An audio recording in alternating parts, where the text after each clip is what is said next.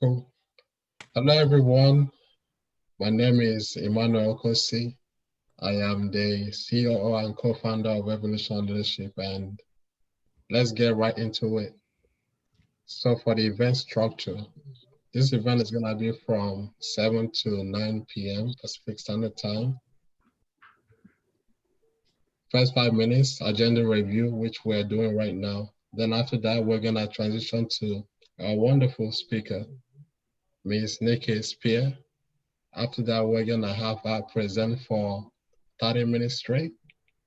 And we're gonna have a slight intermission / promotion for 10 minutes, approximately. Sometimes it's less than that. And then we're gonna have Q&A for 1 hour. And I believe, Nikki, you wanted to do an activity and give away a free t-shirt, right? So definitely stay tuned for that, guys. We're gonna have our close towards the end. Now for the event guidelines.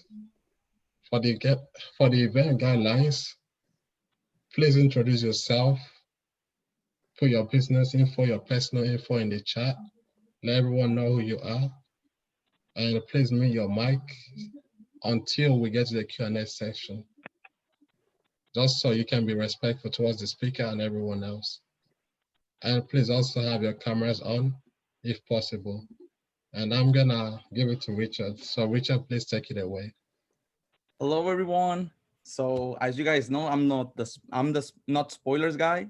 So my name is Richard Valley, and I'm co-founder of Leadership, and I'm also a speaker. So I'm so glad for tonight's event, and I'm also so glad for the viewers that are here tonight. I'm really happy that we can host another free Thursday leadership event. So I have something in common with tonight's speaker because she's also the co-founder of Redefined Courage. That this organization gives hope to women worldwide for recovering from breast cancer. Also, she's the author of 2 books. So I'm really, really excited to introduce Miss Nikki Speer with us tonight. Miss Nikki, thank you so much. You're so welcome to be here. Oh, thank you so much. I really appreciate it. I'm actually going to share a screen with you guys. And I practiced a few times, but this is the first time that I've done this. So just bear with me, but I am super excited to be here and to know that there are young people in this world and older people that want to learn and grow. I definitely don't consider myself a leader. I consider myself a student. So I'm always learning from other people. And I think that's what makes you a good leader. So let me see if I can do this.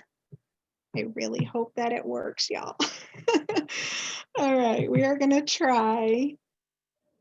So if I want to get to the presentation. So I made you co-host. You should be able to share screen. Okay. Okay, perfect. Awesome. I think I'm gonna be able to do it. Thank you, guys. This is why I call myself a student, because we're always learning how to do this stuff. All right. So I called my speech The Evolution of Courage, because when I was being interviewed, I was trying to think of like, what could I do and what could I share? How would this be, how would someone learn from this story? And so I wanted to call it The Evolution of Courage. And so I am going to start from the time that I was born to now, and it's not going to take more than 30 minutes, I promise. So it will be fun to learn with you guys and for you guys to get to know who I am. So I was born Nicole Suzanne Jablanski. Fun fact about me is that our last name was not originally Jablanski. That's a Polish name. When my great-grandfather got off the boat, he is Hungarian. Our last name was Jablankaye. And the Polish people that were assigned to our family named us the Jablanskis. So that is how I have my Polish last name, but we are Hungarian and Irish. So that is us. And let me see if I can I'm going to move this over a little bit. So here I will take you through the stages of my life so that you can get to know the Nikki that's speaking to you today.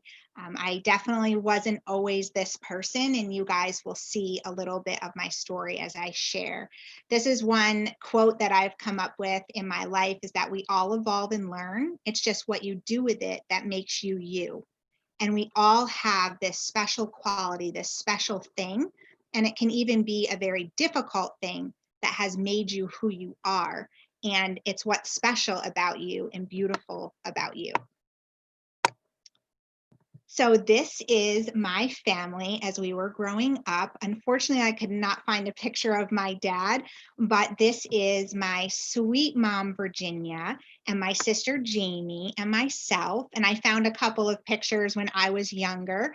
And one thing about my mom is that she was so amazing. She was very bright and vibrant, helping everyone she possibly could. And she was just a love, amazing, worked full time, but always bringing a meal to somebody or helping at the church. And she really taught us dedication and hard work and faith. And I'm just so grateful to be a part of the family that I have. Now, it wasn't always perfect, but I do try to find gratitude where I need to, and it definitely was an important part.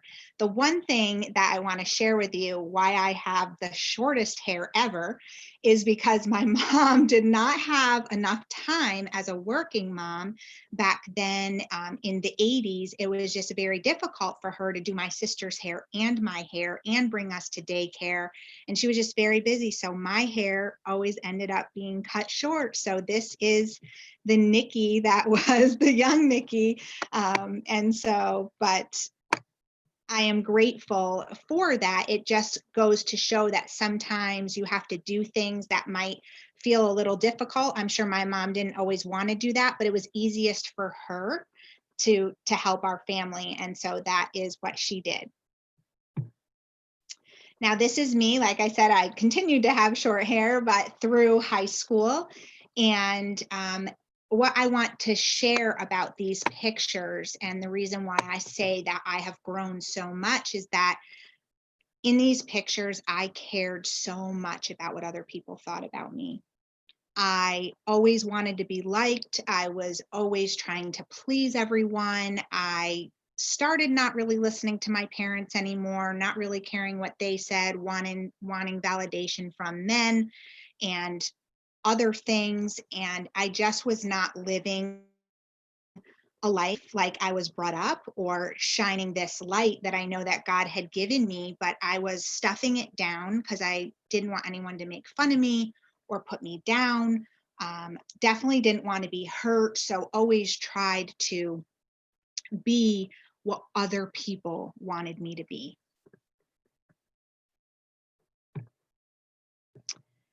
This next slide is definitely, wish I didn't have to share this next slide with you, but this is really the beginning of my story.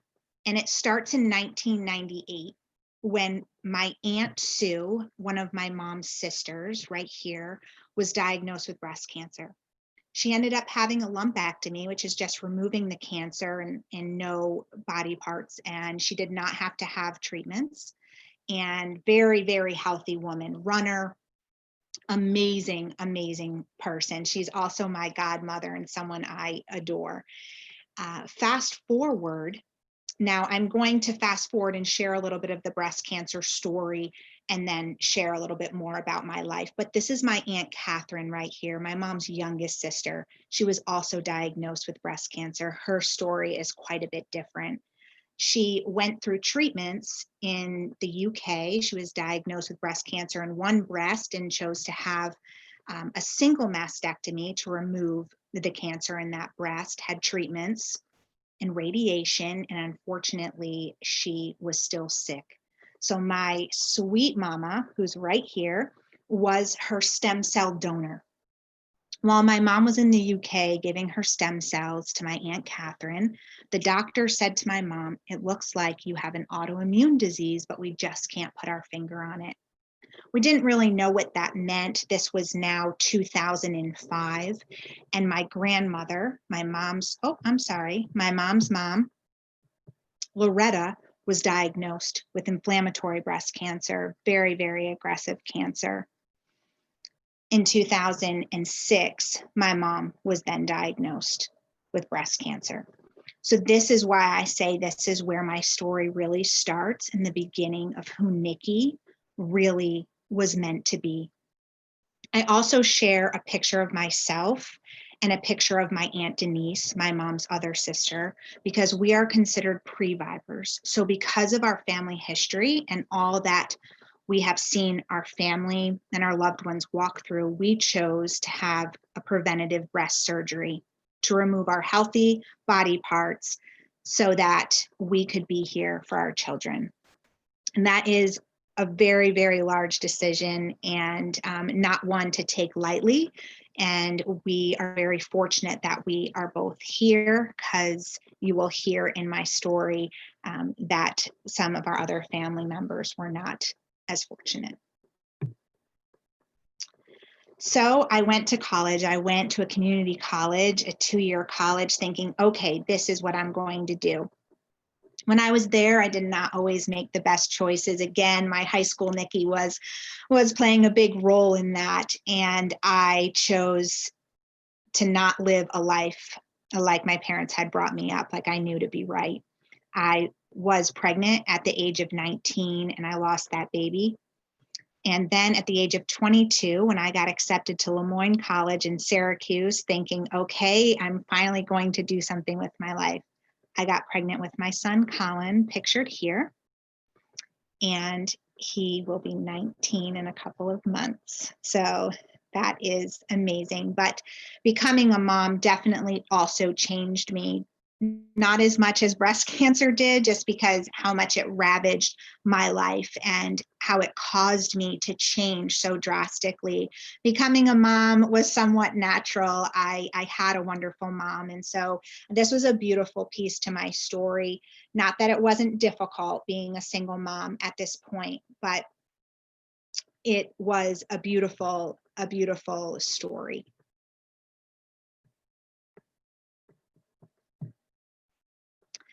So 2 years after I had Colin, I ended up marrying Colin's dad. This is my husband, Jared. And so we eloped. Yes, we did tell our parents, but we went to Las Vegas and we got married. That is totally not what my family would have planned for me, but we just thought we had a child, and my husband had gotten a job. And so we figured, we need to go away. We need to do our honeymoon, get married, and come back. And so that is what we did. And no, Elvis did not marry us in Las Vegas. We got married at the Liberace Mansion, which was under construction, but that is a story for another day. So this starts the promise. In 2012, my Aunt Catherine passed away from all of the treatments and the breast cancer. She was no longer with us in 2012. In 2013, my grandmother Loretta passed away.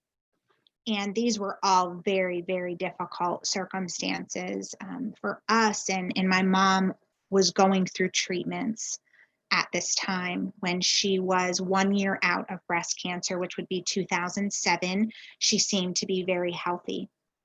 At her 5-year checkup, which would have been 2011, she was told she had breast cancer in the same breast, had to go through more surgery and more treatment. This right here, this picture is in 2015. This was taken when I made a promise. The promise went like this.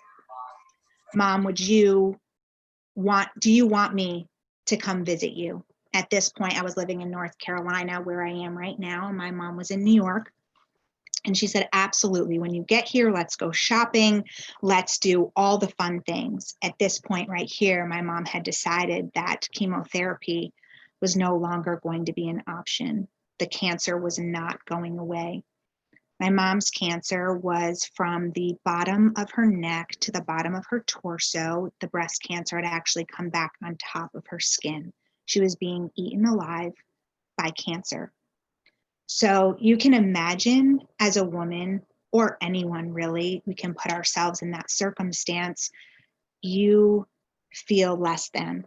You definitely don't feel beautiful. Clothes don't fit like they should. You're hurting every single day of your life, and you're just wondering, what is this going to be?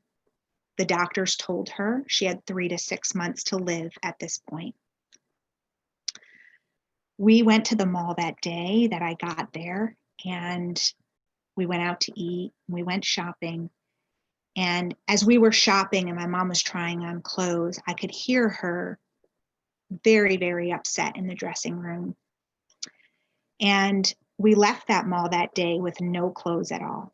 And while we were walking out of the mall, I said to my mom, I promise that I will design clothing for you to wear that will make you feel beautiful. And she said, I bet you will. And so that is the start of the promise of the Nikki that you see today, 5 years ago, who is now a person who is an author and a speaker and sharing my story all over, not caring what other people think of me, but shining my light and telling my story so that I can help others.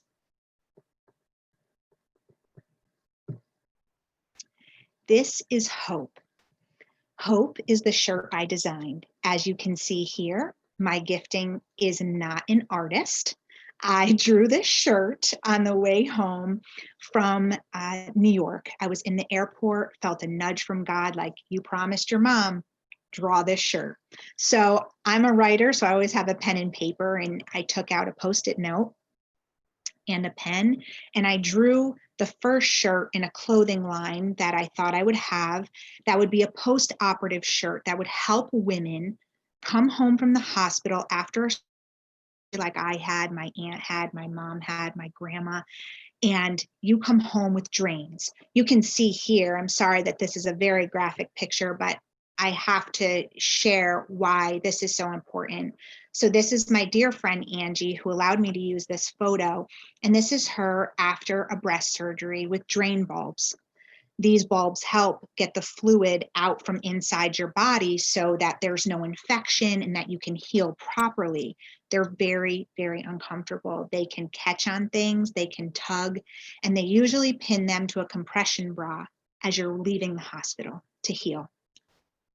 So I knew in that moment when God was asking me to draw this shirt that it needed to help someone. Now, this necessarily wouldn't have helped my mom, but she had gone through all of this, and I remembered all of the things. The chemo belly, so the shirt needed to be bigger. I know that my mom always wanted to cover up herself if she was wearing leggings or fitted jeans, so the back side of the shirt is a little bit longer. There's bigger arms for lymphedema, so when sometimes women have lymph nodes taken out from underneath their arms swell because their lymphatic system is no longer working the way it used to. So I tried to think of all these things, and in this moment, as I'm sitting in the airport, I called my husband and said, I know what I'm supposed to do with the rest of my life.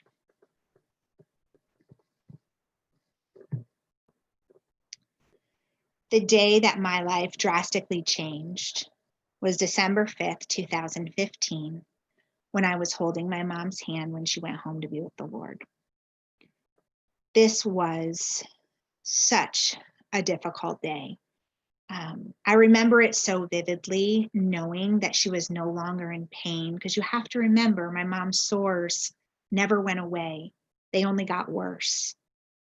And so the pain that she was dealing with was excruciating. But there's one thing about my mom, you would never know. She would not tell you that she was hurting, because she would only leave a conversation knowing more about you than you knew about her. And that's what I loved so much about my sweet mom. And so this day really changed my life. This was a day of reckoning for me.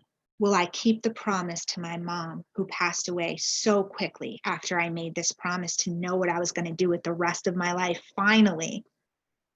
Or would I crumble under the grief?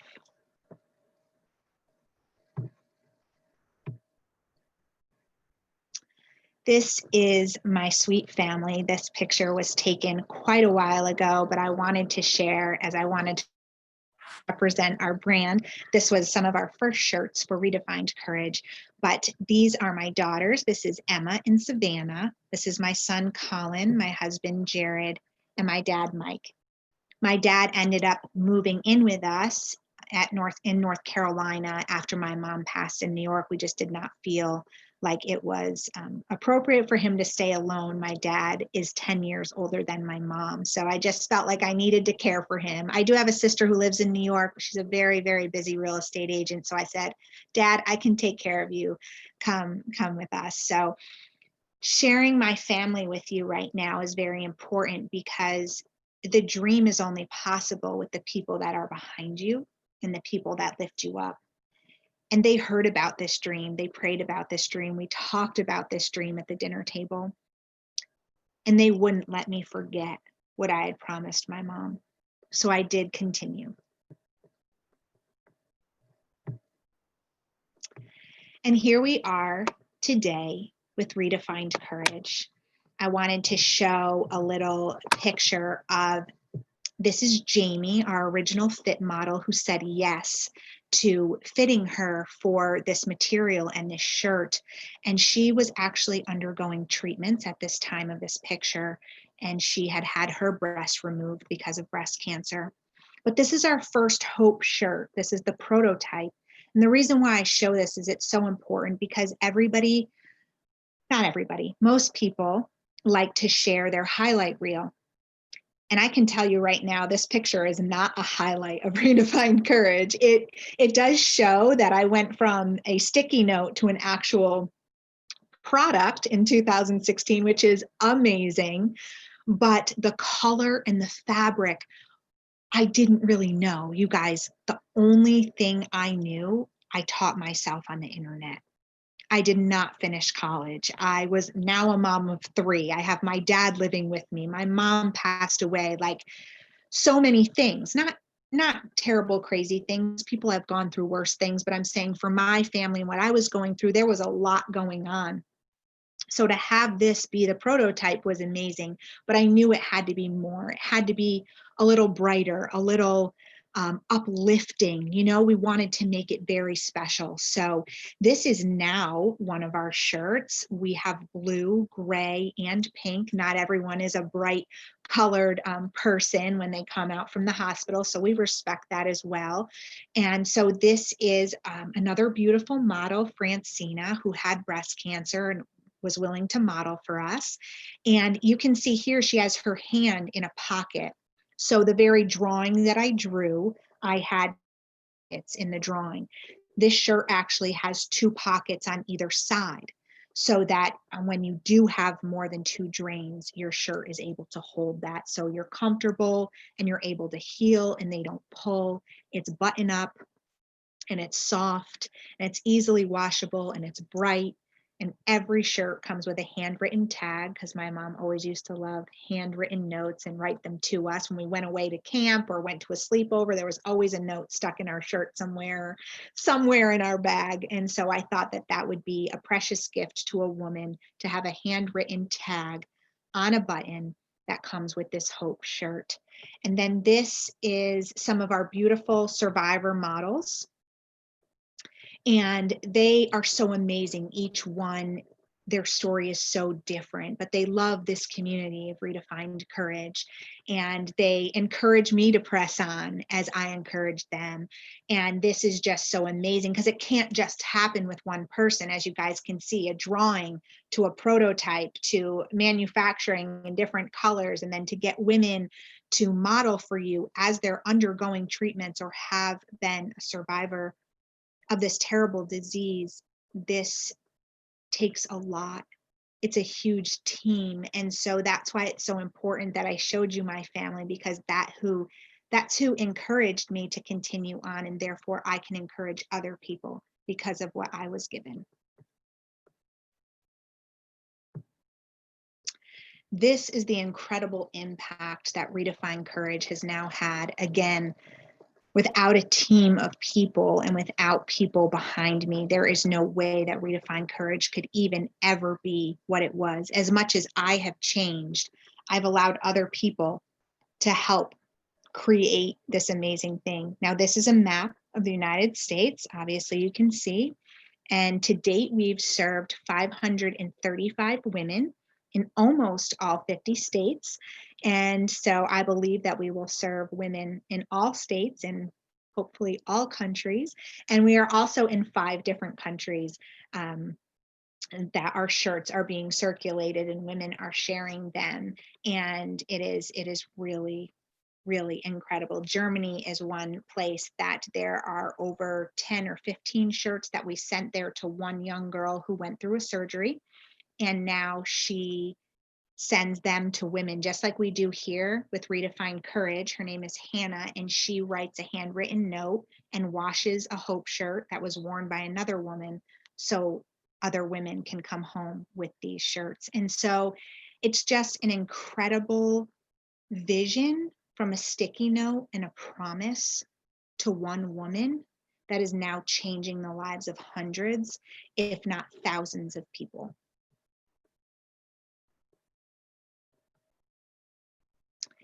And this is Miss Vanessa. And like I say here, there aren't enough words to express our gratitude for our partners that have allowed us to uphold and carry out this vision. Again, I can't say it enough. With gratitude and teamwork, anything is possible, because you are looking at a girl who had no idea what she was going to do with the rest of her life. And because of something horrible, it changed me. It made me who I am, to be able to say, this will not wreck me, but I will use this for good and I will change people's lives because of it. And we all have that inside of us. That is the greatest part, because listen, all of our lives are not perfect. We've been hurt. We've gone through some really hard things, but you have an opportunity. And that's what I love about this story. It's not because it's my story, but it's because I see that in a lot of people that I talk to, and I imagine you all are the same. So this is actually what I wanted to do, but we can save it for when we come back, if that's okay with you guys, and just basically kind of asking and answering some questions. And then if anyone was willing to share, I would love to gift you something. So thank you very, very much. That's awesome. Wonderful presentation, Nikki. And this is really what we are looking for in the world, something that is impacting people's lives, something that's changing people's lives. Because I did have a relative who was actually a very strong boxer during his time. However, he did get cancer eventually, and it was diagnosed late, and he died 1 week after. Well, it's really great to see this change happening, impacting people's lives. So definitely say bravo to you. Thank you, Emmanuel. Thank you very much. Mm-hmm. Good. And Alexis, Richard, you all have anything to share before we move on to the Q&A? Yeah, I mean, I'm just really glad what are you doing, because right now, as you can see, we need to support each other in society, because it's clearly how, I don't want to use the word segregation, but we can see that separation between everyone, basically. So more in this type of cases, when someone, have health problems and it can evolve, this type of help is like really amazing. More if you expand it to people, other countries, other nations, that's just really nice, Amazing. Thank you. Thank you. Alexis, any thoughts? Yeah, it's a really good story. I was thinking, just as far as the structure goes, do we have to share the Pro World Life handbook today, or is that No, the I next don't meeting? believe so. I believe it's for something else. Okay. Mm-hmm. Yeah. All right. No, I think I'm good. we could get into the Q&A session for sure. For sure. Awesome. So yeah, guys, we're moving on to the Q&A session. Y'all have any questions for Nikki, or we can even move on to your activity, Nikki. Okay, I'm happy to do that. Whatever you guys, however you wanted to do it, I'm happy to. So do you want me to move forward? Yeah. All right. So first, something like we can do is we can see if anyone has any questions. Then after Sure. that, we can go ahead with the activity. Perfect. So any questions from the audience? I have a question. Sure, honey. So first of all, I once knew someone that, well, I had an English teacher in high school, and she's a survivor of breast cancer.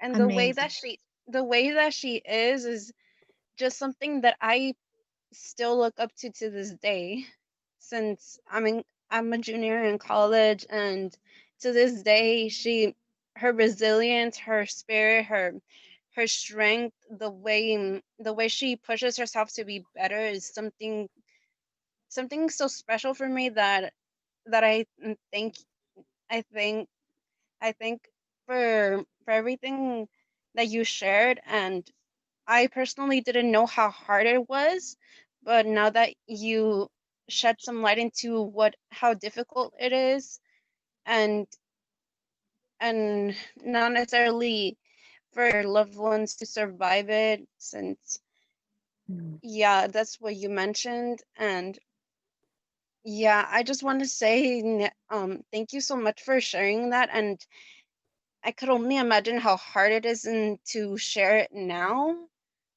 So yeah, it's just amazing. And how would you say that that your loved ones changed your life? What was it that pushed you to be this amazing person with this amazing business? I definitely, for me, I have to say, well, thank you for your kind words. And I'm so grateful that your teacher is still here with us, and to make that kind of impact on you as a young woman is very powerful. I think the same thing for me is that the word you used is resilience. There's this thing that happens to some people when they go through a hard time. I think we all have it. We have one of two choices. We are either grateful for the circumstance or we complain. I think what drew me to my family members and the women, even in the midst of their suffering, they showed love, they showed compassion, they showed kindness to others. I want to be that, because guys, right now in this world, we need more of that. When someone, I don't know, I can think of so many different circumstances just in my life with my mom and my aunts, just their kindness and their love is what really made them who they were. And I think walking through something so difficult, you have a choice. You have a choice to say, like, I want to make a difference or not. And listen, there is a season for grieving. And it's not just we're going to power through and we're super women. I'm going to be very, very honest. There were days I laid in my bed and cried my eyes out. Like, it wasn't that I just sat at my computer and just learned every possible thing I could. I had to sit with that grief. And to be quite honest with you guys, there's days like today, I listened to a podcast I recorded and I cried listening again to the story and the suffering that my mom walked through. So I hope that answers your question, but I do think it comes back to that word resilience. There's a season for everything, and there is a season to grieve, and there is a season to mourn, but there's also a season. Imagine if I was still the Nikki in high school. I wouldn't have taken out that piece of paper. I wouldn't have been a writer. I wouldn't have made that promise to my mom because I would have cared too much what people thought. What if I make a mistake? What if I do this? And just to let y'all know, that prototype was kind of a wreck and a big mistake, but it was on the pathway to helping hundreds of people. And if I quit or if I never did it, I wouldn't be talking to you all and hearing your amazing stories of resilience and seeing what you guys are going to do in this world. I would have missed out. So I hope that answers your question. Okay, thank you. Yes, ma'am. Wonderful question and really great answer. Any other questions?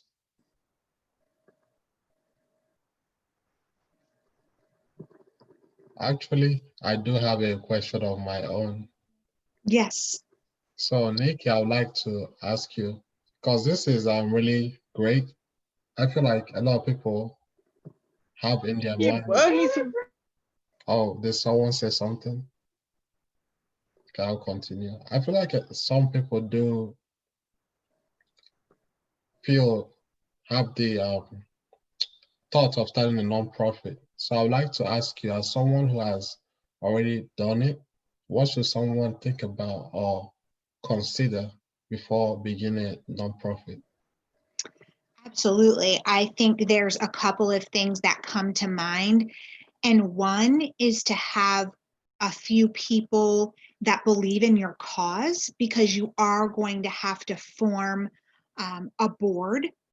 So that first board is kind of a board of like directors, let's just say, but those people kind of work through some of the details with you. So it's important at least to have 2 or 3 people that really are on board with what your mission and your passion is. That would be number one. Number two is to really seek out a good lawyer.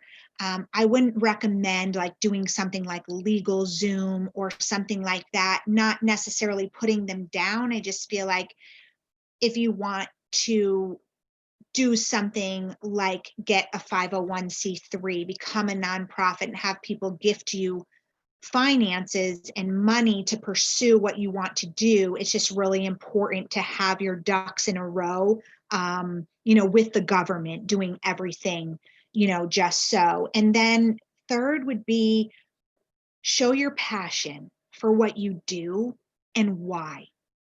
Because I think your why is the biggest thing that attracts people. And even if it is a hard story, walking through that and seeing not necessarily the other side, but showing the details of that, walking through that is really helpful for social media and to get your name out there and your vision. And I would say those 3 things would probably be my biggest 3 to say, hey, if that's something that you want to do. And if anybody does have more questions about that, I am very happy to answer them. And so, you can always email me. I can even put that in the chat, and feel free to email that to me, and I can answer those questions, and we can move forward like that if you do have other questions. Wonderful. And yeah, thank you for the answer, Nikki. Absolutely. So it looks like Angel asked a question in the chat. He said, if you can choose to have a conversation with anyone in the past, who would you have a conversation with and why? Any woman in the past? Anyone in the past, who would you have a conversation with and why? I So think anybody. that I would have a conversation with my great-grandfather, my mom's mom. So my grandmother, Loretta, who I shared about, had a dad who started a pie company. And it's called Table Talk Pies, and it still runs to this day. And I would love to talk to him because I feel like back then, like in the 30s, having this entrepreneur spirit and being from a different country and all of the hardships, not having social media or phones or like all of the things that like we get our information from, I would love to just pick his brain and want to know how he started. Like, did he write it down? Did he, talk to anybody about it? Was it just something at the drop of his hat that he said, I want to do this? I would love to talk to him. Family means a great deal to me. So my great grandfather, Theodore Tona, I would love to have a conversation with him. That's awesome. Wonderful. Does anyone else have any questions? I do have one. All right. So hopefully my question is not going to be the last one. So Miss, for example, first of all, I'm sorry for what happened. I can really, sympathize that aspect. I know how hard is it. Actually, I would like to share that my sister had cancer. It was it's called the womb. I'm not sure exactly. Do you know what I'm talking about? No. The womb in the In uterus. the woman's, yeah, in the uterus. Okay, Yeah. gotcha. I'm sorry. Uterine. Yep. Yeah. Womb. Yep. Wow. Yeah, so she has like somehow 50 risk that she cannot, have kids. But fortunate, she's better. So somehow, I feel how complicated was that situation. So in Yeah. terms from you, like this question is not that much personal, but also will help, the viewers in general that during those times, how you avoid yourself to get destroyed by this aspect, How did you go, in slang words, put yourself to the ground while you were processing all these transition, this problem when you were facing, your mom's pain? How do you overcome this situation? Richard, I think for me, it's my faith in God, knowing that there is a bigger plan and purpose than just being born and passing away. I believe that there's a greater purpose for each of us. And I think, does that answer your question of how did I do it while I was sad that I lost all of these people? Is that your question? Yeah, maybe somehow, well, that is your perspective, but yeah, somehow it answered the question. It is, as you can know, many viewers or even myself can have a different view into that aspect of religion that can have, somehow other motivations, to be good. At least for me, when I was facing this situation, I mean, my faith was on my sister, to help her. So I was, trying to talk to her, give him courage, motivation, be like, okay, we need to start a healthy life, maybe some exercise, follow up what the doctor says so you can be good. And, you have two You have aspects. to have hope for her. Yeah. And I was like, you have these two aspects. If you don't follow up, you might go down. But if you do, something for yourself and, for your health, you will be better. So we were having that small challenge, to say it like that. Because Yeah, it's a little hard, because you get into treatment, a different lifestyle. So it is a small challenge. I think what you're saying is really beautiful. And yes, if we take the faith aspect of it out, let me say that like taking care of myself and my body was a huge piece to my story as well. Like I said, I would grieve when I had to grieve, cry, scream, figure it out, get up, go for a walk, make a healthy meal for my family, do what I could in that season. You can just push through, but then I think years later you find that you're angry, you're frustrated or whatever. So I do understand what you're saying. You had to have hope for her and you're encouraging her. And I think just like I shared that photo of my family, they were that for me. They knew how close I was to my mom, and they were all also grieving. So we all had different days where one person would pick the other one up, or my husband would just lay next to me and cry, or my daughter would rub my back and say, Mom, we're going to be okay. So I think all of that plays a big piece and a part into who you surround yourself with. right? I agree with you. Yeah, you have to surround me on yourself life. with good people, uplifting people, people that will listen, but also people that will say, hey, it's time to pivot. It's time to do something different here so we don't stay in this place. Yeah, exactly. So I understand that situation. Yes, thank you. Any other question, guys?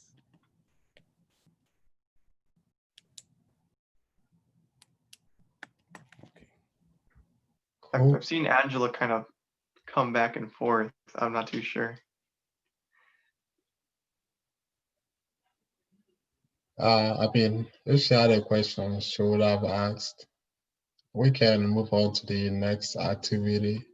Well, I So was gonna Nikki, go in. I just wanted to give Angela a chance if she had something, but I did want to kind of ask a question as well. I have a w- question. Oh, okay, go for it. go ahead. I'll go second. Miss Nikki, how did you find balance in balancing, your family, your husband, and your dad, and starting off your nonprofit and that sort? That's a Yeah, good.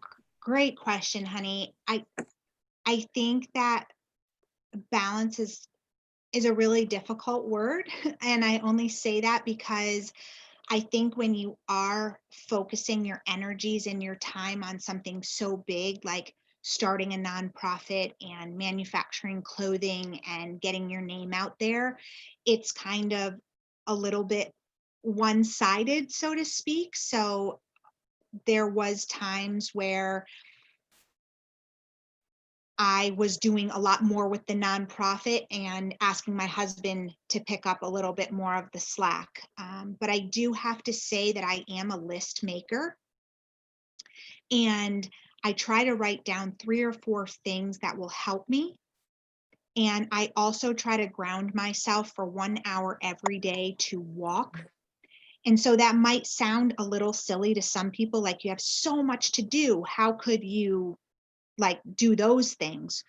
Writing a list of the things I have to do the next day always helped me because I didn't feel frazzled when I woke up in the morning. I kind of knew what my top 3 goals were or my things to get done. And that might have looked like take my dad to the doctor or, prepare the meal early in the morning or something like that. So I'm just saying that writing my things for the day down the night before always helped me to try to find a little balance in my day, and then not saying yes to other things outside of that scope, meaning my family and the nonprofit were the 2 most important things in that season.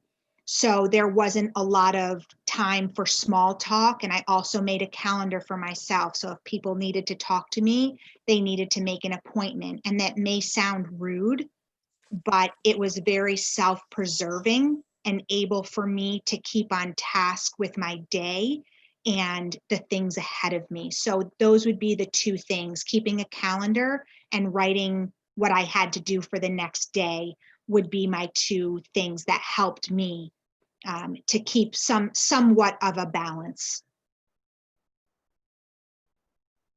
Thank you. You're welcome, sweetheart. I hope that helps. It does. It does.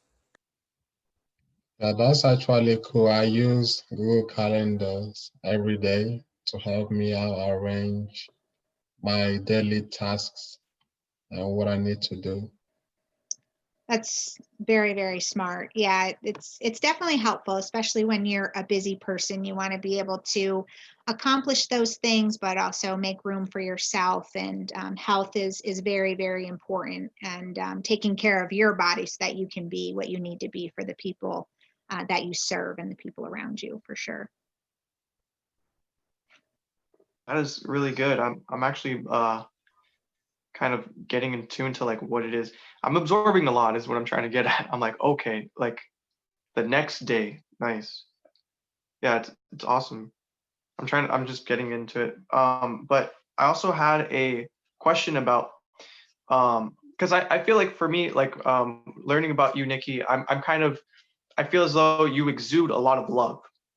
Um and for me, like I'm always usually kind of around the type of mentors that they give you love, they give you tough love, but it's very much it's different. It's different in the way that it's given, because it's pretty much either corrections to help you, or to kind of snap you out of like messing up, essentially. But it is, it is over time. The people that I admire, they spend more time with you, and I guess I like, it's not always how do you explain it, the majority of it is very much um hitting pretty much breaking barriers, breaking your, it's very much tough. But I just wanted to get your insight on the other spectrum of just kind of understanding like people's humanity, and connecting with that portion of it. How does that what is that experience when it comes to leadership? Great question. I believe in how I view people is that we all are a little broken. We all have some pain. And I feel as if being a leader and a student, like I told you guys before, just being a person that gives love, but also wants to learn from other people, I think that it's very important we remember that people are hurting. People are struggling. And I always tell my daughters, when you leave a situation, make sure you left it better than you found it. Example, very simple example, but we went to Dunkin' Donuts. Very long line. People were frustrated, I'm sure. And we pulled up, and the young kid was so frazzled. And he said, "Ma'am, I'm just so sorry. I'm so sorry." And I just stopped him and I said, what are you sorry about? And he's like, I mean, it's just so long. This wait is long. And this, I said, the only reason that you should be sorry is if you were standing here on your phone.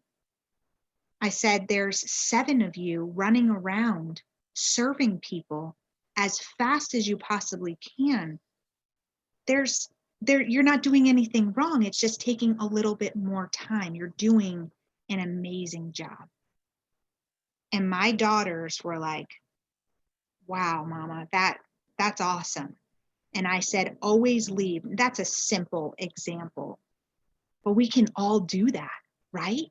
Like, instead of being angry with Joey because your bagel sandwich took too long, know that Joey had to walk in the rain to get to work because he just had to take care of his baby brother because his dad just left. Okay? So we have to remember in our hearts that people are battling really tough crap right now. Like, let's just put it out there. And when you come in contact with me, I want to shine a light and some love in a circumstance that it's not going to be life-changing. That didn't change that young man's life. But he might have realized, you know what? Heck yeah, I'm a hard worker. Like, I am doing a good job here. So I always want to leave a circumstance and a situation better than when I found it. Similar to what cancer tried to do to me. But I'm fighting it back with hope and goodness and love and kindness to the world. Like, cancer, you're not going to get me. Regardless, I don't know what my life story is going to be, right? I'm just in the middle of it right now. But you're not going to take me down.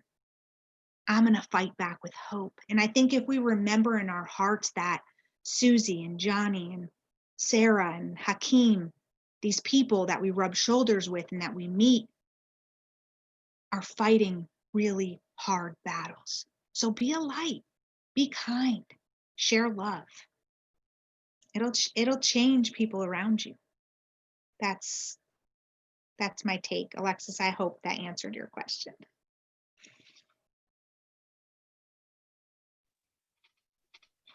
And you know, that really resonated with me because I believe empathy is really important. And as someone who can be really straightforward, who can be really blunt with his words, that is something I have had to learn over the years. And that's definitely a huge part of leadership. So I would like to ask, are there any other questions?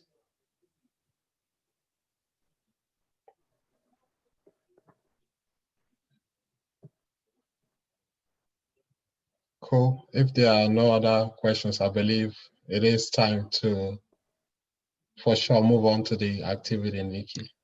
You want to go ahead and lead that? Sure, perfect. So I don't know if you guys have a piece of paper with you, or if you have your phone, like that note section. I usually jot down things in there too.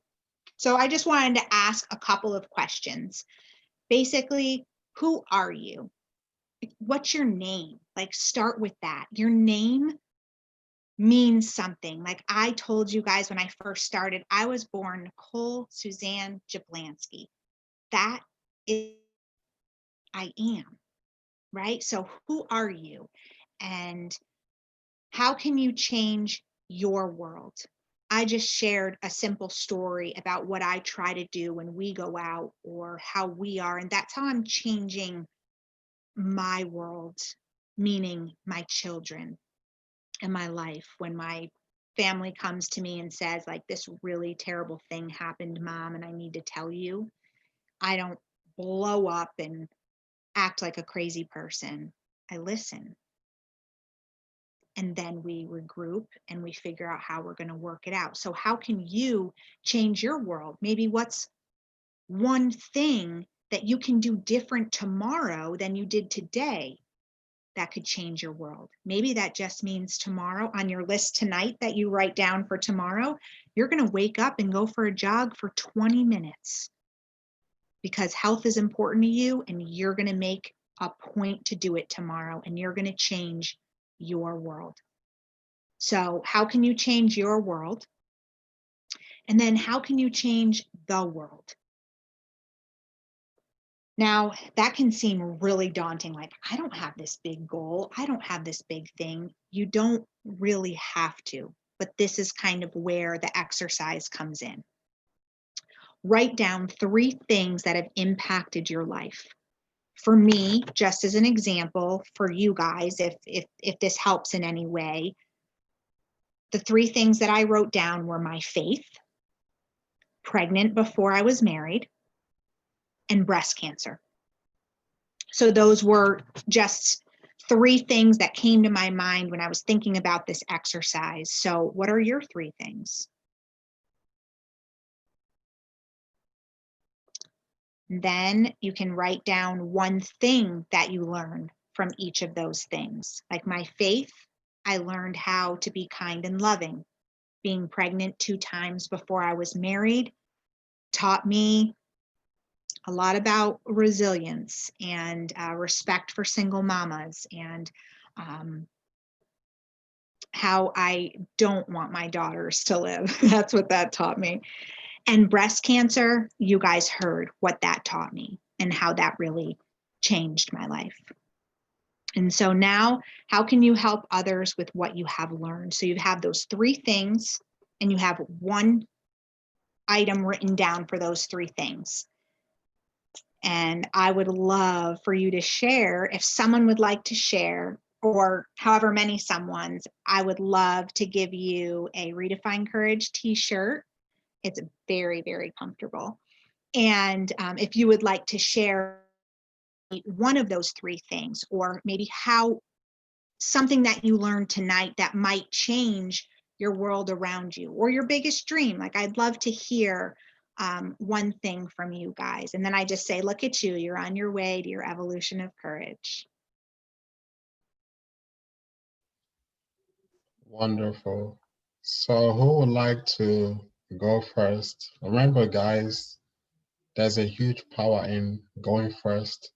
terms of being a leader, when you go first, you kind of set the pace for everyone else who goes after you. So who would like to go first?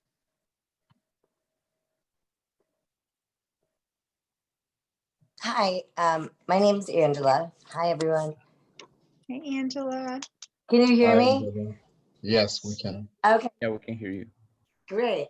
So, so thinking about this, I think when you kind of lay it out and you're, obligated to write things down, and be really direct and, who are you, what are your goals and, who are you as a person? I'd like to introduce myself. My name is Angela and, I'm a widowed mom of 2 young children. My daughter is going to be 12. No, 11. She's going to be 11. No, she's going to be 12. And then my son is going to be 7. So I've experienced a lot in my young life. I was supposed to go in the Navy, and then I found out I was pregnant with my daughter. So I decided, regardless of, me and the guy at the time, it was her father, and I wasn't unsure if it was going to last. And like you, out of wedlock, and I was embarrassed. My family, made me feel guilty for it. And something in my heart told me everything was going to be okay.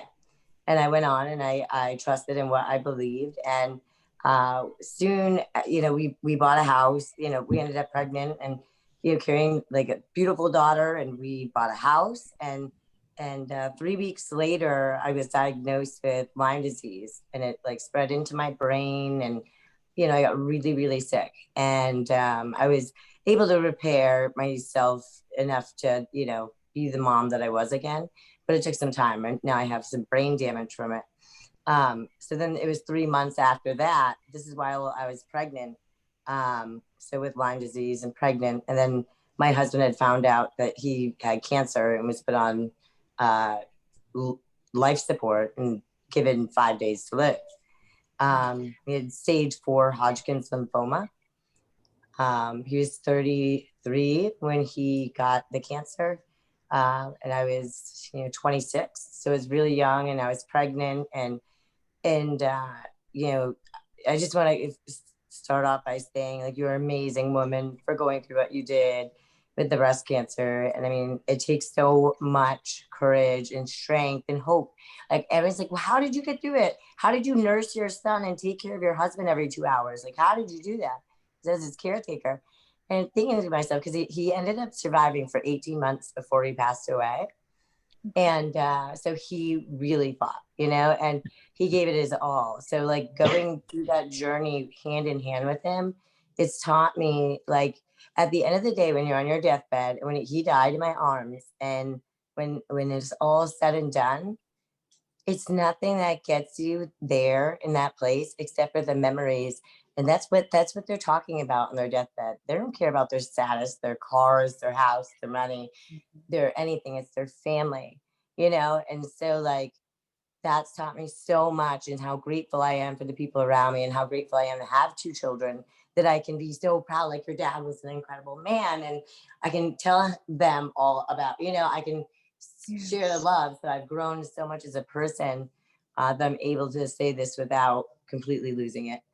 But it's been a journey, so going through that, I mean, I give you a lot of kudos. It takes a strong woman to battle cancer. And so I'm sorry to take this light off for a second, but I just kind of want to get it all out. So I love it. I'm so grateful that you shared. thank you. Thank you for making me feel safe to share. I appreciate that. Absolutely. And you know what, Angela, as you were talking, you have a story to share, my friend. Yeah. I know. It's like a movie. It's so bad. It's so No, bad. but you sitting here and you wanting to learn, Angela, Yeah. this is what the world needs. Thank you. Thank We you. need, Because it's need empowering. more people like you. And it's difficult. Just like you said, it's not easy. And today you got to share, and you didn't break down. And I didn't. Yeah. these are the steps of healing. Yeah. And man, Yeah. girl, I think you've got quite a story to share that the world could really glean some wisdom from. So I don't I know mean, if that means anything, but I might it take does. 10 It minutes does. of your day to write down, you know, in your little Yeah. goal list or my things to do, like set a timer and write for 15 minutes. Yeah. I think that would be healing, and I think you may find that you might have a book inside you. You know, I've been told that so many times. And I said, you know, I would definitely keep them going. I said, and so I always talk and I ramble. And so it's been my worst quality. So I just started yoga training school because everyone's like, you need to calm down. We can't hear you. You're too loud. And I was like, okay, I'll start yoga teacher school so I can do it like on paddle boards. And then they're like, you know, you can't help it, but you always have to put the fire in it, you know? And I'm like, I can't help this. So I'm trying to learn to be calm and be, you know, like, it's so nice to be able to find other people you can share information with or make, you know, that can say something that can better your life or make you see something from a different light. And, you know, being a survivor, you've gone through it, you know, it can get rough. And I just like, I'm glad that I have the courage to be here, and I'm grateful that you are hosting something like this. I think it's like really empowering for women and everyone, you know, not just women, but everyone to have somebody speak like this and be able to instantly make somebody comfortable. So thank you for that. Oh, thank you, Angela. And some way we'll connect, because I'd love to send you a t-shirt and a gift package. So is there a way, guys, that I could get, can we put that in the chat maybe? And I can stop sharing, right? And then I can see everybody's chat messages maybe? Could I do that? Angela, you can go ahead and share your contact info. And also, Nikki, if you want to put your contact info in the chat, I will actually put your website for you on there right now. Sure, I'm gonna put it in right now. It's Nikki@redefinedcourage.com. But this way, if anybody wants to email me or talk or share something, I'm so happy to do that. I would love to talk with you guys. And like I said, Angela, yes, if you can just message me on that email, and then you don't even have to share in the chat if you're not comfortable with that. And then we'll get you your gift sent to you. You're so sweet. You're so sweet. I gave you my LinkedIn stuff, so I can also write my email in there. Oh, okay, honey, that's perfect too, because I think on Zoom is so awesome. We can save this file, right? There's a way to save the file. Or which file? In the chat, so you can save what people have written. Look at your email. I know you can like screenshot it.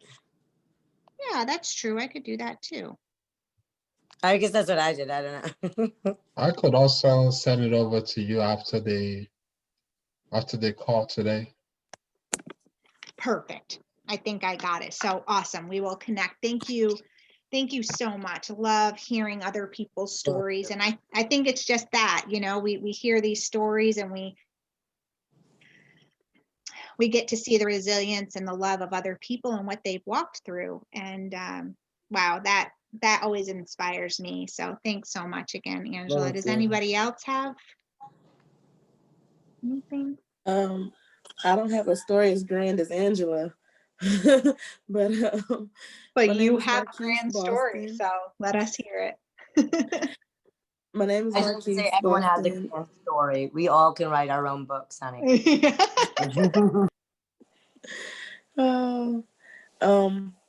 One way that I can change my world is by being myself and having the courage to be who I am.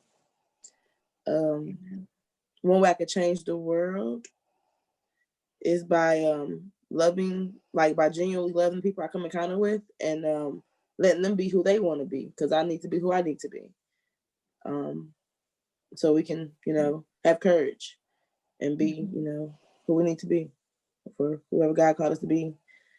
And one thing that impacted my life, losing my children in foster care. And what I learned from that was that I can be a better parent no matter how good of a parent I think I am. And then another thing was loving myself through the process. And one thing that I learned from that is that if I'm in love with me, and I can be free to love and be loved. And then having a child at 15, I had my first child at 15, and so one thing I learned from that is I'm not the first one, and I probably won't be the last one. And how can I help? Is by letting them know that they're still an amazing person, and life teaches us well everything that we don't want to learn, I guess. You are an extremely brave woman for just sharing that. And for you being here and wanting to learn from other leaders just goes to show how truly impactful you want to make your life. So I am super proud of you. So thankful that you came here tonight. And to hear your story, it's not like Angela's, but it is brave like hers in a different way. So thank you for showing up. And I think that's what changes our families and changes the trajectory of what could be. And I'm so incredibly proud of you. So please drop your email, send you something in the mail. And I don't know, I think I'm just going to send whatever gift I feel like God is telling me to. So if I ask you your shirt size, you could get a t-shirt. If I send you something else, it's just because God prompted me to. So we'll just have fun with it. So please put your email in the chat, honey, so that I can. And I also sent you a connection on LinkedIn to try to connect with you as well. I did send my name on there is Mama's Adorno. So perfect. Okay, got it, honey. Got it. We can connect there. I will. No problem. Thank you very much.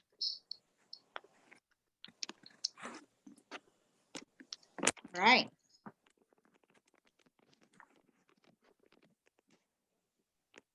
Oh, I'm just reading Angel's note. Okay. So two wonderful stories. Thank you for sharing, guys. It's really difficult to share your story like that out in the open. So I definitely commend you for sharing, and thank you for giving us your personal thoughts. Really appreciate that. Really beautiful. I think it's my turn. Yay. It sure is. So I don't know what to actually talk about. I have a lot. So I honestly don't know. Honestly, I don't know. That's right. Answer. Maybe it'll help you to answer just one of the questions, and maybe just start there and see what flows from your heart. That's the thing, because everything connects to everything. Gotcha. If that makes sense. Yep, because everything does connect to everything. You got it, girlfriend. But I understand. I would love for you to share, but you share when you're ready. Okay, so where do I start? I know where to start. Okay, so oh my gosh, why am I so smiley? Okay, so a little bit of my background. I'm a first generation I'm a first generation who goes to a university from my family. My older sister went to a community college, and I have a little sister who's 12 years old, so she's looking up to me, and she's now in middle school, so she's much more now. I have more pressure than ever. That, and I have a niece who is 6 months old. And yeah, I have a lot in my plate right now, but I love it. I'm I wouldn't have known how amazing my life is now if it weren't for all the things that I went through as a child. Um, so sometimes I say I have like a sad story, but from that, and there's something beautiful that comes from there, and I can see that now. So a little bit from my backstory is that and I used to not be open to sharing about anything with anyone. I was closed and shut as a zipper. Mm.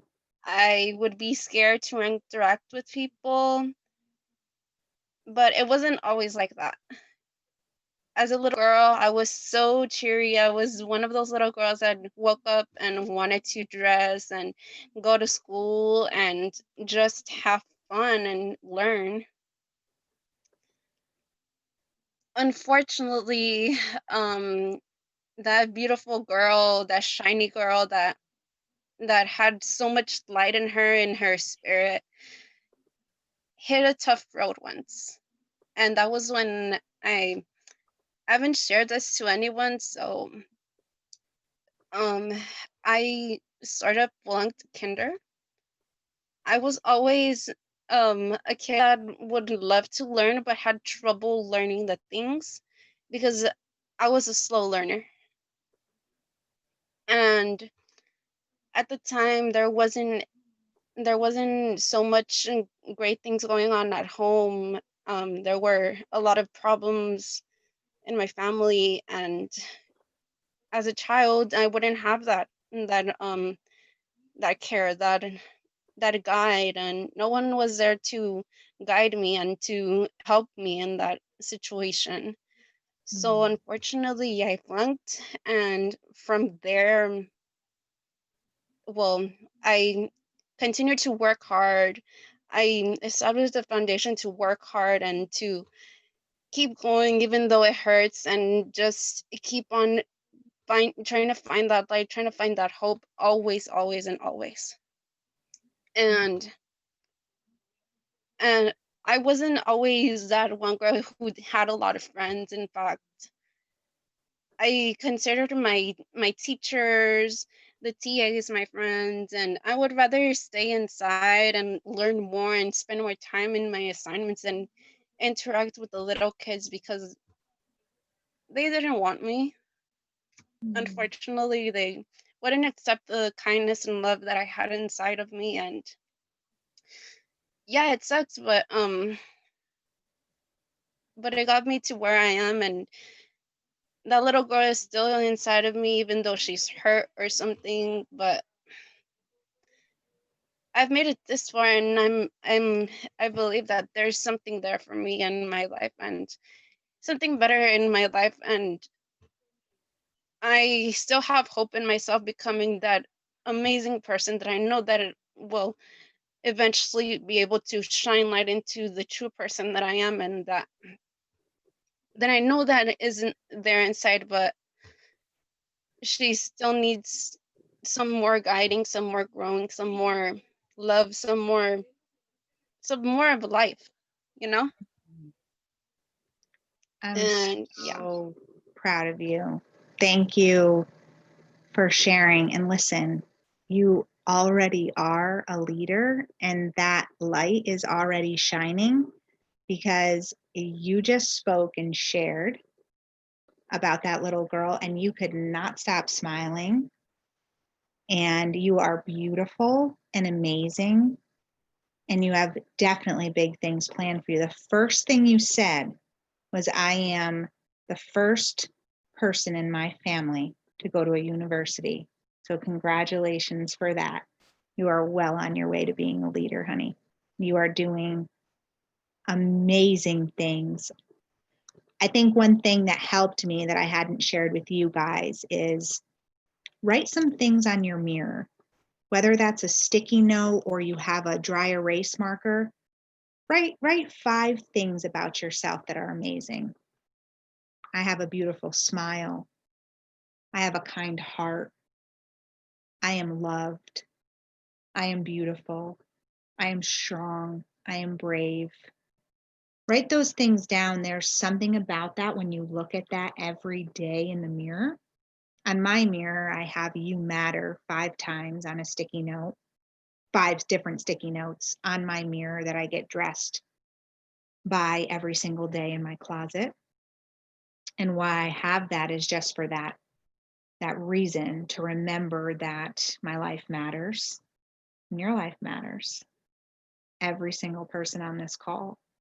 And so brave, honey, so amazing. And you're already a leader because you're leading these beautiful young girls behind you, showing them that in the midst of pain and in the midst of learning, you're still showing up. You're getting up every day. You're doing the thing. That's what leaders do. So kudos to you. You got this, girl. You're going to do big things. Don't give up. Share your email with me, okay, please?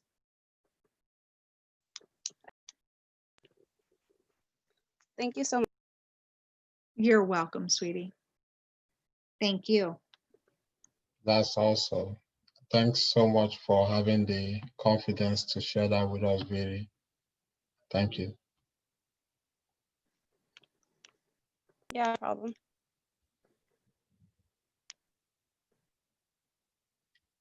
Cool. Anyone else want to go next?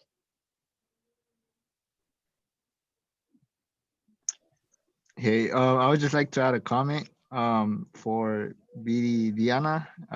You know, it's a brave, you know, you already got the applause from everyone here, you know, and also thank you for sharing that, you know. Sometimes you probably don't even know me. I'm here through Richard. But yeah, actually it's very inspiring because like I see that some students here are go to Cal State on Dominguez Hills. I'm a community college student, and you know, it just I sometimes like feel like sometimes I feel like I'm in this meeting and it's like I'm not sure. I feel like okay, it doesn't apply to me. But then when I hear like when I have guest speakers and you know, and I hear people sharing their you know their experiences, it's like man, this is like I mean, who gets this opportunity honestly, and especially for free. And that's why I kind of thought to myself, I was like, man, I left for a bit, but then I said, well, you know what? It's like I thought I was thinking of it. I was like, when I should come back because I feel like this opportunity doesn't come, you know. So yeah, I just wanted to put that out there. Thanks, Viviana. And with that, I guess I to so let me see. I, I took the picture of it, so I just need to go through my phone. Uh, I guess to start off with who are you? I feel like I need to think that came to my mind was just saying a Latino. I feel like you know I was raised in that background, so I can relate to other Latinos. Also, um, how can I change? How can you change your road? So I would say it's like mainly I feel like there's a lot of things, you know. I feel like it's a small thing, just waking up earlier, being at work at time is I feel that that could be you know just a small change that could change Yes. my road. Also the next one, um how can I change the road? Okay, I would be that's just difficult. I mean I feel like like you said Nikki, you said that it's like we all want to. Oh, I heard a saying. I like we all want to change like the road, but I think the road change happens within us. You know, the moment we change ourselves, you Amen. know, I feel like we other people see us, and you know we somehow people see that, and they you just it's like a domino effect. I would say so. Yeah, but yeah, and, like I in terms of changing the road, I just don't think of like oh I'm gonna change. You know, I'm gonna change everyone. No, I just think of like you know first starting with who, starting by me, and then eventually if I have the opportunity, then let's see if I can help others.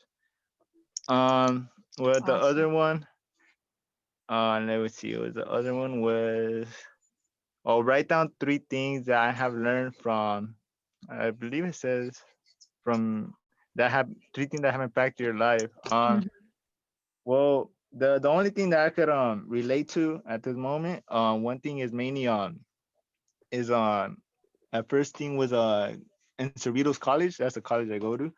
I had an opportunity to travel, and when I had that opportunity, I was like, it wasn't a first experience for me because I have never traveled to overseas, and when I got that opportunity, it just I guess it opened I would say my eyes, just to see a different perspective, as in in regards to America, because where I went to was in Taiwan.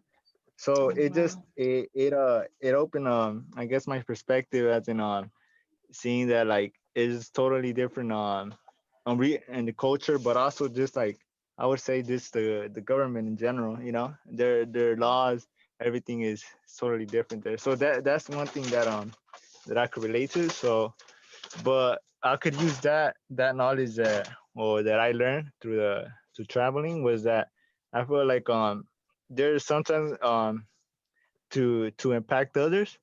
I could use that, but like sometimes I know that, like, at least for me personally, I see within my family, my parents never voted. Now that election day are coming, neither had my older brother, but I do see how laws and regulations do play a big role in our society and our everyday lives as well.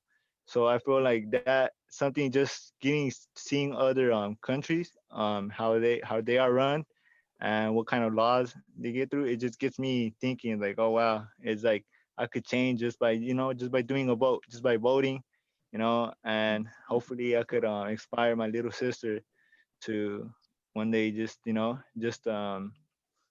interested in voting. Because I feel like within our family, I mean, my parents never voted, like I said, so they don't have I guess that privilege to vote.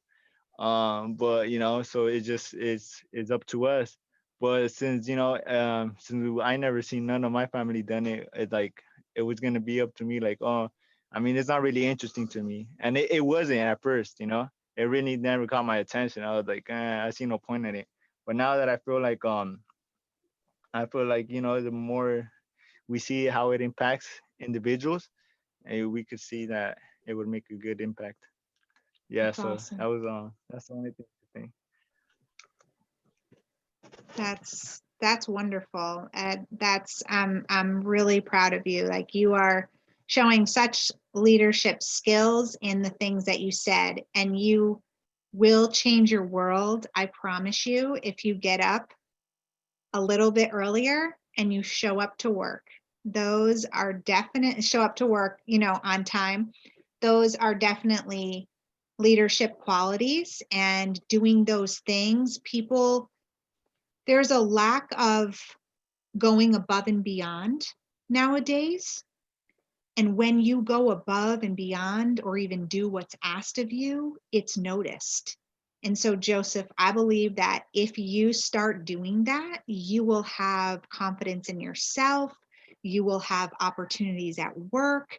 You will see the leadership qualities inside of you grow when you start to make these choices. And voting, my goodness, being the first person in your family, bravo. I am so proud of you, because you are showing your sister that she has a voice, and it does matter. So super proud of you, Joseph. Definitely leave your email in the chat if you can, or my email is in there as well, and you can just email me. I would love to send you something, and thank you for participating tonight. Appreciate that. Oh, thank you. Thank you for, just speaking up to us and everything. Appreciate it. Thank you. Absolutely. Yeah, definitely. Thank you so much, Joseph. I appreciate you returning to invest back into yourself. Definitely noticed you. You're welcome. Thank you. Thank you, Emmanuel. Mhm. I just want to add that Joseph was I was his colleague of adventures in another country. So he really remembers. That's how we met. Oh my goodness. Yeah, that's actually how I met Richard. He was through the traveling. That's how I met him. Oh, that's so awesome. That's so awesome. I love that.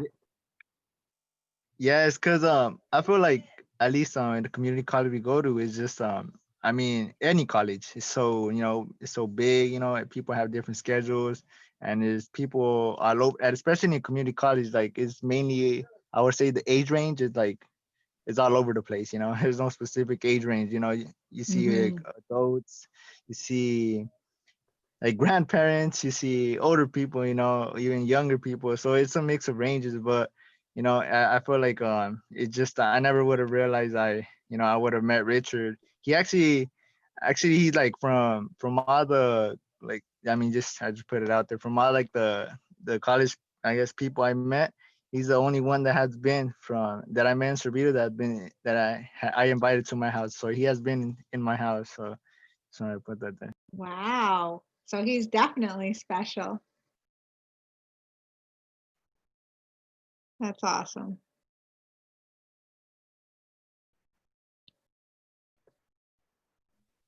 Nice, nice. Anyone else would like to share their story?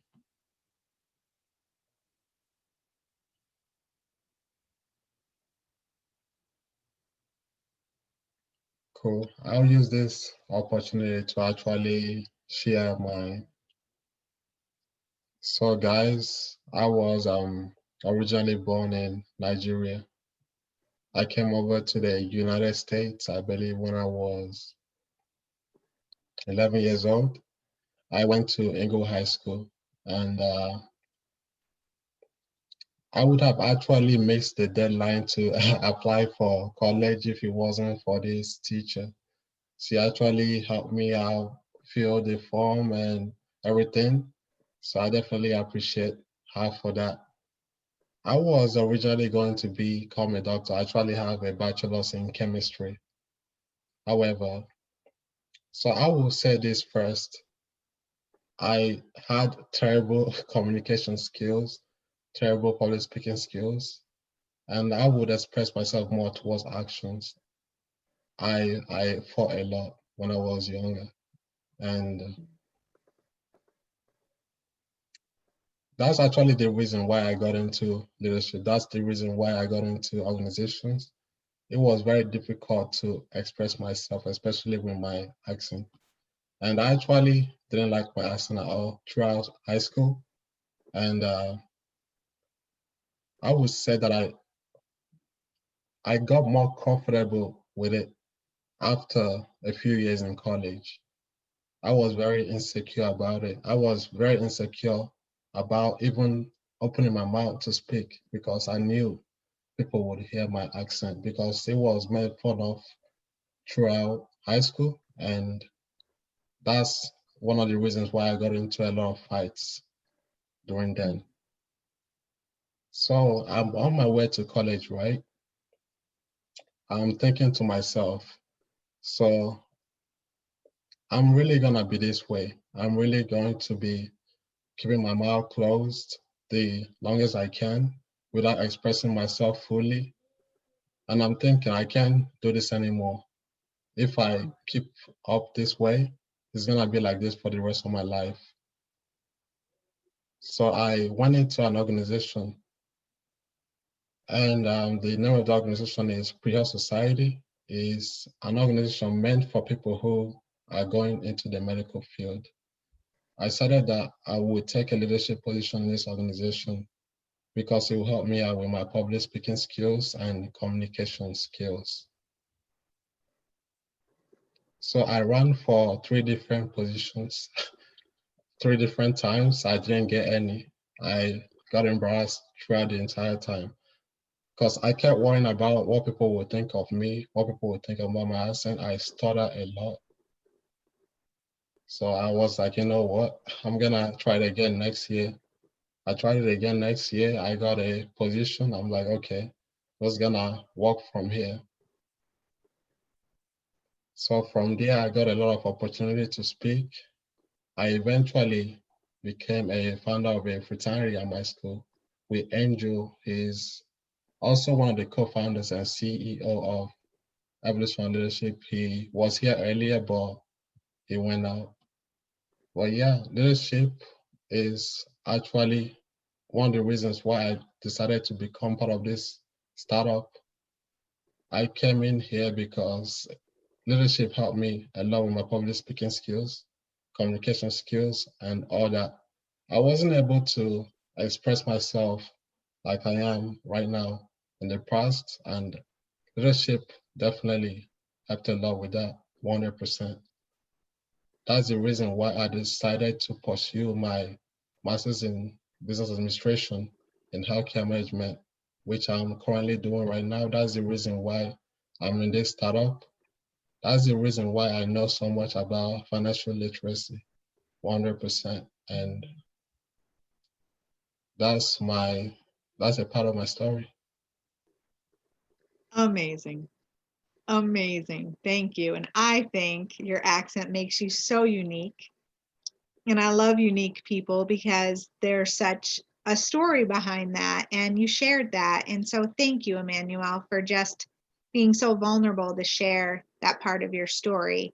I know it's not easy to talk about those things that you're made fun of for, but to see you use your gift and your voice for good, and to draw leaders and to help others that maybe will come after you, that is incredible. Thank you so much. Definitely. I think we're connected on LinkedIn, but just make sure we're connected here so I don't forget anybody, so that I can send you something as well. Okay. Yes. Thank you, Nikki. Yes, of course.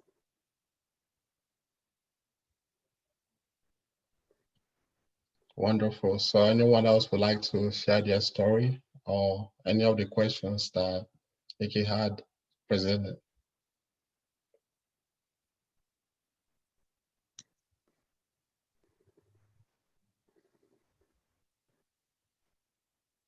Yeah, I guess I could go. I mean, Emmanuel Sure. went. I'll go too. So for me, I would say like there are definitely a couple of things that I've struggled with. For me growing up actually in Compton, crazy enough, I kind of struggled with you know the environment that I grew up in. Uh, the manner in which you're able to communicate does not match my face. I knew how to communicate both in in both ways that, well, it's the hood, but I knew how to express myself as well, like if I were in a school setting or things like that. But a lot of times I would kind of have really hard time really kind of just being myself, kicking back, and not really having to impress anybody or having to speak a certain way, or even certain like words utilized too. It's I feel as though I'd be really judged harshly. And growing up in Compton, you get the stigma of, oh, and I'm not gonna lie, some people in my community are not well educated, but there are some that are. Uh, Needless to say, I really like the ones that are. um, but yeah, it's kind of hard because it's like, when your face doesn't match the your upbringing or your true expression, it really kind of builds up. It feels as though you're never in an environment where you could really be, who you are, opposed to what you look like. Hmm. And I struggled with that. I struggled with, portion of that is I have a very European features a little bit. I have it's almost Middle Eastern a little bit. I have a long nose, uh, but it's kind of one of those things that you just kind of grow up and you're like, oh, okay, that's just part of it. It's just part of, you know, who you are, and really embracing it's kind of cool. It's like, I don't really care anymore. I kind of like it. Good. Yeah, You you should. know, might poke people from time to time, but But yeah, I mean, that's the same thing that I was saying to Emmanuel. Like, that's what makes you you and so unique. And that does, I mean, that weaves it all together. Your story, even though you may not look like that, you have some relatability to some people that have grown up in Compton, or ways that you have gotten out of Compton, or whatever that looks like. You are now using your gifts and saying, it doesn't matter what people think of me or how I look, I'm still going to use my gifts and talents for good. And you're showing up, and I love that. Like, you're not sitting in a corner, you're not sad, you're not out here, you're here with us, and being a part of this amazing program. And I think that's the key. That's what makes a good leader, is getting up the next day and doing the next thing. And that is what grows you and makes you confident. So thank you, Alexis, for sharing that. That's really, really awesome. And yeah, really, really great. It's awesome to embrace the things that maybe necessarily make you different and you feel different. I don't think you're any different. I think you're just as handsome as all the other men on the call. But I think that when we embrace it and we have that confidence inside of ourselves, it just makes so many things come together. So I'm really proud of you. That's awesome. yeah, thank you. Your email. Oh, Oh yeah, I gotta put mine too. Yes, please. Yeah, thank you, Alexis, for sharing, bro.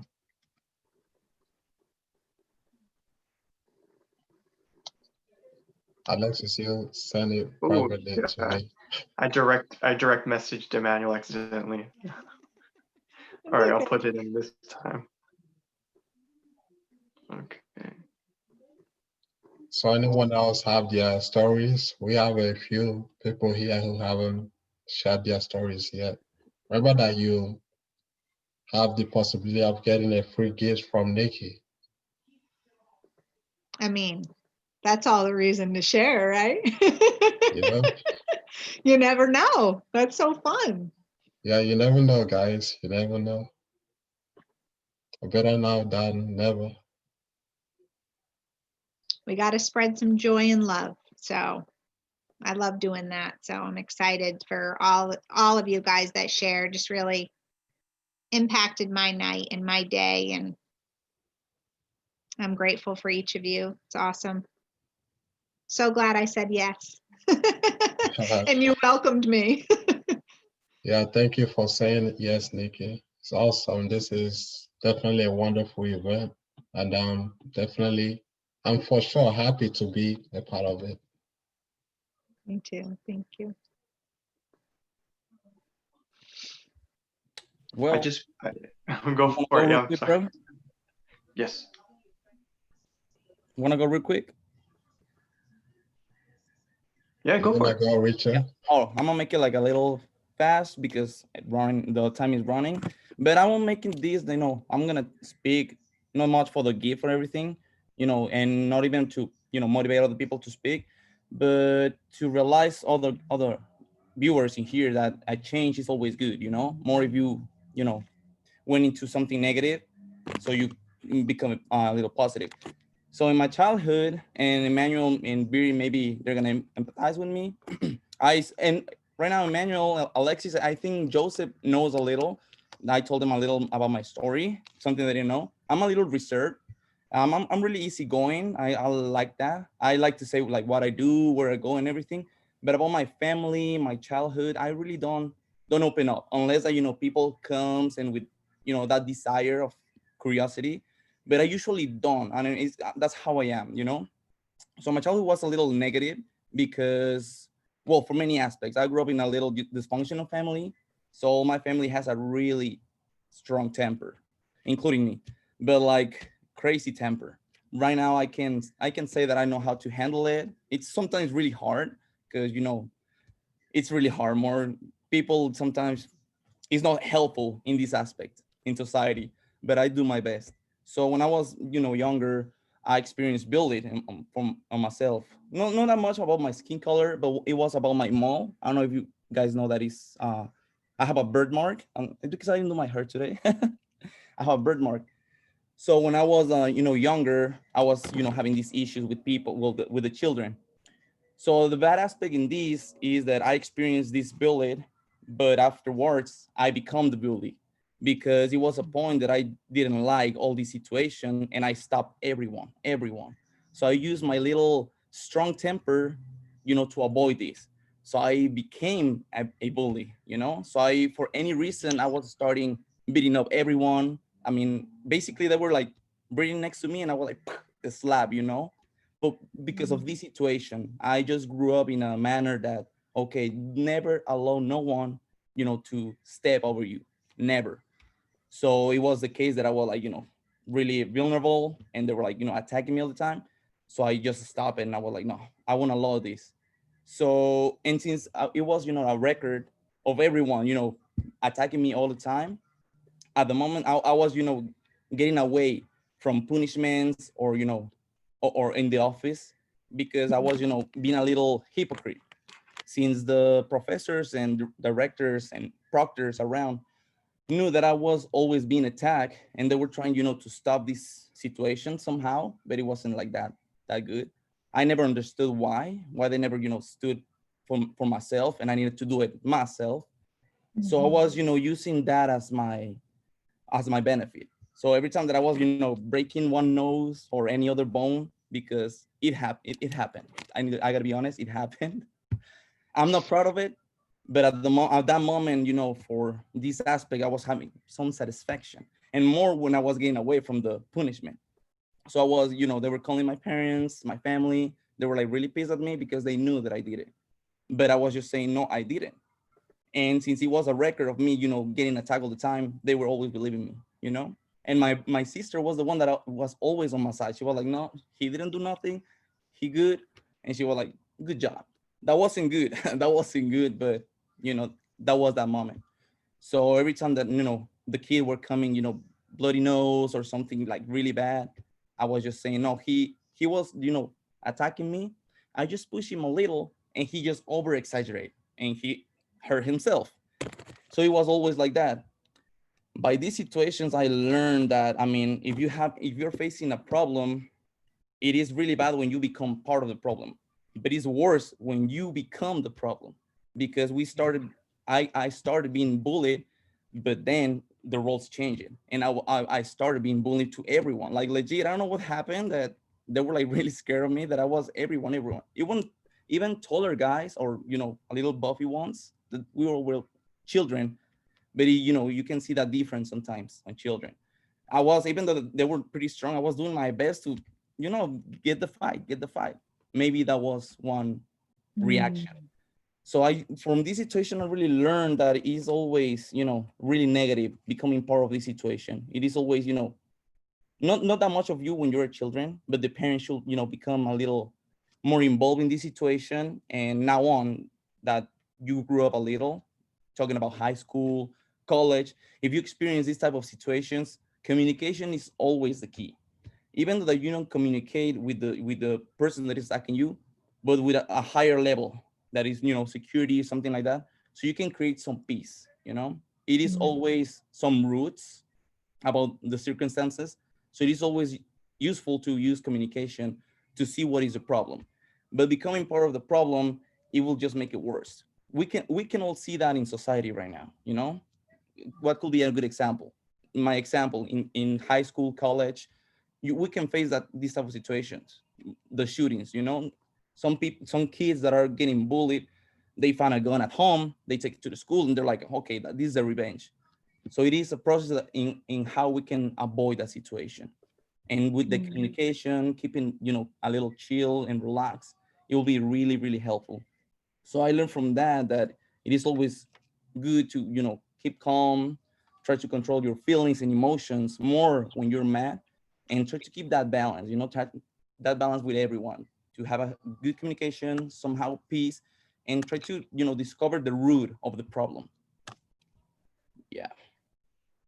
That is awesome. Yeah, it was pretty tough. You know what is so amazing about you is that you're deciding that it doesn't matter how you were brought up, you're going to be different. And you are changing the legacy for your family name. Yeah. And I think that's pretty amazing. So good job. And Bravo. yeah, and I also can, change some perspectives of other children, young adults, and adults that have these kind of situations. Because, like I said, one of my main goals, being here and being in the, being alive, is to create union in society. Because one more time, we can see, I grew up somehow into an area. I don't know if you guys know Delcroix Forest, San Antonio. I'm from Texas. So it was, when I was younger, I remember that it was somehow racism. I grew up into a neighborhood that we were like blacks and somehow mixed. There were Puerto Ricans, Dominicans. So in the other side, it's like in Paramount, I don't know if you know Paramount and Downey. It was the other side that it was, the white people and some other races with somehow, a good social status economically. So they were somehow putting you down more if they see you, like from the ghetto or something like that. So that was another aspect that was really radical. So in order, to avoid this, it can increase these kind of situations, like I seen in the schools, if, students face this kind of problems and they feel attacked. I mean, it is always good to do something more by the factors that are these ones. So I would like, my main goal is to create a positive mindset of everyone to accept each other. And if you see something negative on someone, it is always good to try to help, because you never know what other people are facing, because problems are different from everyone. My problems can be like really simple for Emmanuel, Alexis, or Alexis' problems can be simple for him, but for me are huge, a big deal. So it is always good, as you said, be empathetic and also sympathetic, and try to check out the roots of the problems, because you never know what people are challenging, what other people are facing. So that's my main goal. Absolutely. That's awesome. That's awesome. Please put your name in the chat. I mean, I know you didn't do that for a gift, but that's the rule of the game. And you have to play by my rules because I'm the speaker. Yes. Just kidding. Just trying to be real strong there, wasn't I? I love that. But put your name in the chat Sure. so I can send you a gift. Hey, you never know. It could be a gift card, could be a t-shirt, could be, no problem. I don't know what it's going to be. Whatever it is, but it's as going to long be as it's something. from the heart, that's what matters. There The you intention. go. There you go. Awesome. You guys are just awesome. This was so good. Such good conversation. And man, I'm encouraged to go through my day tomorrow for sure. Yeah, this is awesome. Thank you for sharing, Richard. Yes, sure. I believe we have room for one more story if anyone is willing to share. Anyone want to go be the last one to end up the call?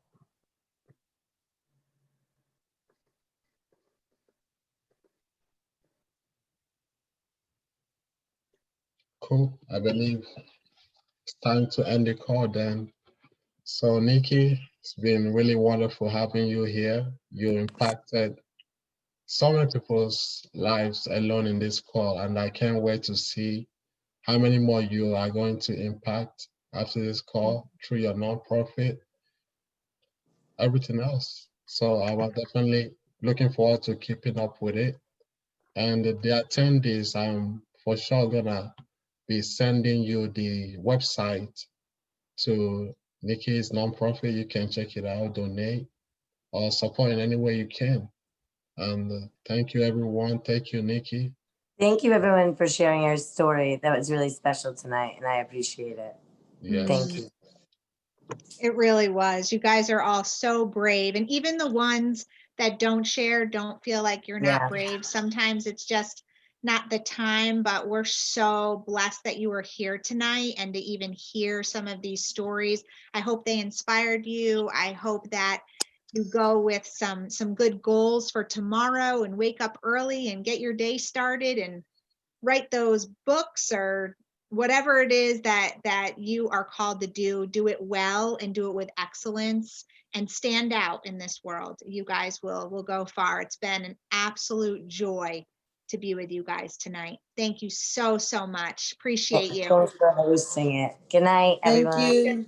Thank you so much. Thank you. You guys next Thursday.